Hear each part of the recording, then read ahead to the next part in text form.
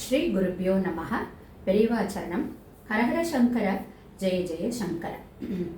மகாபெரிவாளுடைய ஜெயந்தி இந்த மாதம் 24ஆம் தேதி வருது, ஃப்ரைடே, நெக்ஸ்ட்டு ஃப்ரைடே.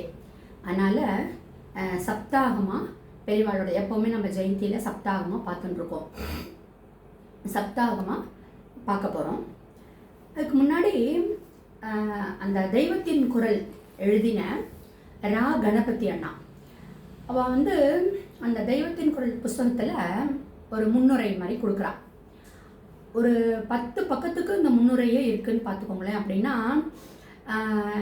ஏன் இந்த புக்குக்கு நான் தெய்வத்தின் குரல் அப்படின்னு பேர் வச்சேன், என்ன இருக்குது இந்த புஸ்தகத்தில் அப்படிங்கிறதெல்லாம் டீட்டெயில்டாக சொல்கிறா. அதை நம்ம இன்றைக்கி பார்க்கலாம். எல்லா விளக்கும் விளக்கல்ல, சான்றோர்க்கு பொய்யா விளக்கே விளக்கு அப்படின்னு சொல்லுவாள். அதாவது ஒரு எளிய முறையில் சத்திய தீபத்தை சுடர்விட்டு பிரகாசிக்க செய்யறது தான் இந்த தெய்வத்தின் குரல் அப்படின்னு கணபதி அண்ணா சொல்கிறான். அதாவது நம்ம இப்போ தான் பார்த்தோம், ஒரு கடவுளுடைய அவதாரம் அப்படின்னு தெரிஞ்சுடுத்து அப்படின்னா சங்கர சரித்திரத்தில் பார்த்தோம். நம்ம அவள்கிட்டக்க ஒரு கடவுளாக தானே பார்ப்போம் நம்ம, இல்லையா? சக மனிதராக நம்ம பார்க்க முடியாது. அது மாதிரி பெரியவா சங்கரருடைய, கைலாச சங்கரருடைய ஸ்வரூபமாகவே, சிவஸ்வரூபமாகவும் காமாட்சி ஸ்வரூபமாகவும் இருந்தாலும் மனிதர்களாக சக மனிதர்களோட அப்படி சகஜமாக பேசிட்டு அந்த சத்திய ஒளியை பிரகாசம் படுத்தினார் அப்படின்னு சொல்கிறார் ரா கணபதி அண்ணா. ஸோ நம்மில் ஒருவராக சத்தியம் ஒன்றையே லட்சியமாக கொண்டு அவருடைய தனிப்பட்ட ஐடியாஸையோ தனிப்பட்ட கொள்கைகளையோ எங்கேயுமே திணிச்சதே கிடையாது. அதுதான் எப்படி சொல்கிறார் அண்ணா ரா கணபதி அண்ணா, ஒரு மகத்தான கோபுர வாயில் வழியாக ஒரு டெம்பிள் இருக்குது. அந்த டெம்பிளோட என்ட்ரன்ஸ் வழியாக மாருத்தம், விண்டு, காற்று முழு வீச்சுடன் பாயறது மாதிரி பெரிவாளுடைய அருள் வாக்கு மூலமாக மெய்ப்பொருளின் குரலாக ஒலிக்கிறது, பாய்கிறது அப்படின்னு சொல்கிறான். அதனால தான் இந்த புஸ்தகத்துக்கு தெய்வத்தின் குரல் அப்படின்னு பேர் வச்சோம் அப்படிங்கிறான்.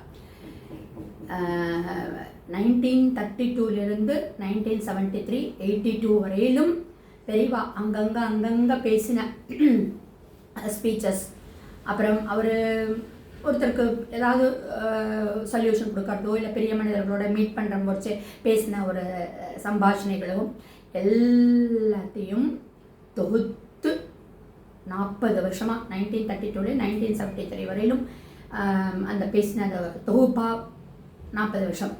அப்போது அண்ணா ரா கணபதி அண்ணா என்ன சொல்கிறார் அப்படின்னா, 40 வருஷத்தினுடைய தொகுப்புன்னு நம்ம சொல்கிறோம், ஆனால் 40 யுகமானாலும் இந்த இந்த புத்தகத்தில் பெரியவா சொல்லியிருக்கக்கூடிய எல்லாமே அப்ளிகபிள் ஆகும். நம்ம பார்த்தோம், அரசு முறையாகட்டும், தேர்தல் முறையாகட்டும், எந்த ஒரு திங்ஸாக இருக்கட்டும், 40 யுகங்களானாலும் இதில் மாற்றமே இருக்காது அப்படிங்கிறா. ஆன்மீக விஷயங்கள் மற்றும் இல்லை, லௌகீகத்துக்கு கூட தேவையான கருத்துக்களை சொன்னதுனால தான் இது ஒரு மகத்தான நூலாக இருக்கு. சரி, கறந்த பாலை கறந்தபடி இருக்கிற மாதிரி மதுரத்தில் மதுரமாக அந்த பேச்சு மொழியில் பெரியவா சொன்னதை தொகுத்து தான் இந்த தெய்வத்தின் குரல் கம்பைல் பண்ணியிருக்கார் ரா கணபதி அண்ணா. அதை படித்து நம்மளுக்கு சந்தோஷம் கிடைக்கிறதோ இல்லையோ, அதில் இருக்கக்கூடிய விஷயங்களை நம்ம ஃபாலோ பண்ணினாலே, அதில் சொல்லப்பட்டிருக்கக்கூடிய விஷயங்கள் கொள்ளையாக இருக்குது.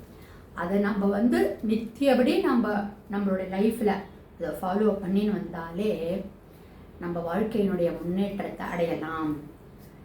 சரி, இப்போ தெய்வத்தின் குரல் அப்படின்னா குரல் இல்லையே, வாய்ஸ் இல்லையே, இது ரைட்டிங்கில் தானே இருக்குது, பிரிண்டிங்கில் தானே இருக்குது.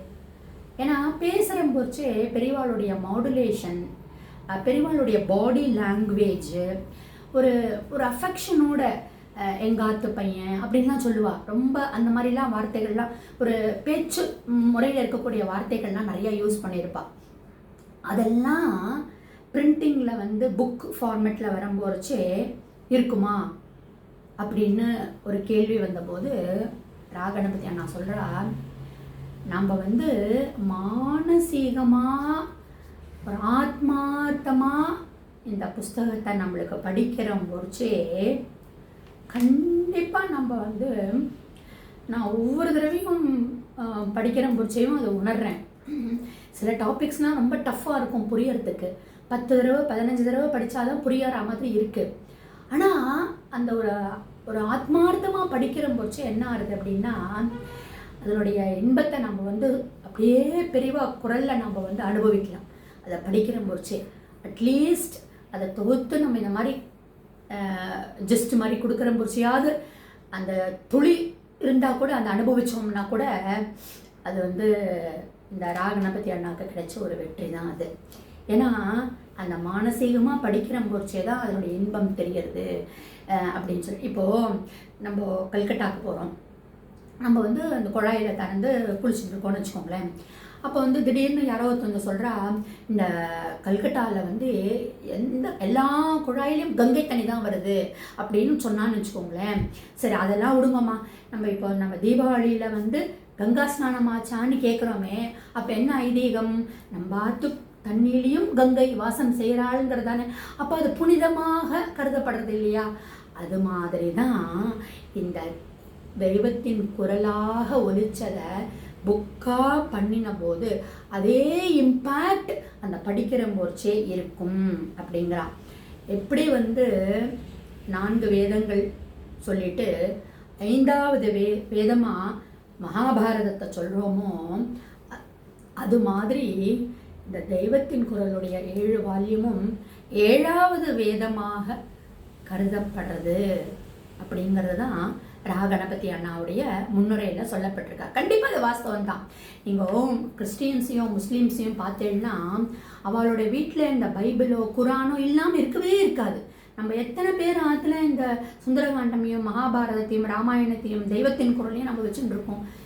அப்போ வச்சுட்டு இருக்கிறது மட்டும் முக்கியம் கிடையாது, அதை படித்து அதை அனுபவித்து அதில் இருக்கக்கூடிய பிரின்சிபல்ஸை கொள்கைகளை நம்ம ஃபாலோ பண்ணினோம்னா அவ்வளவு அமிர்தமாக இருக்கும் நம்மளுடைய வாழ்க்கைங்கிறது தான் இந்த சப்தாகத்துக்கு தெய்வத்தின் குரலாக இருக்கக்கூடிய இந்த மகாபெரிவாளுடைய ஜெயந்தியை முன்னிட்டு அவருடைய இன்ட்ரொடக்ஷனில் சொல்லப்பட்டதை இன்றைக்கி நம்ம ரசித்தோம், சுவைச்சோம். நாளையிலிருந்து மகாபெரிவாளுடைய சப்தாகத்தை பார்க்கலாம்.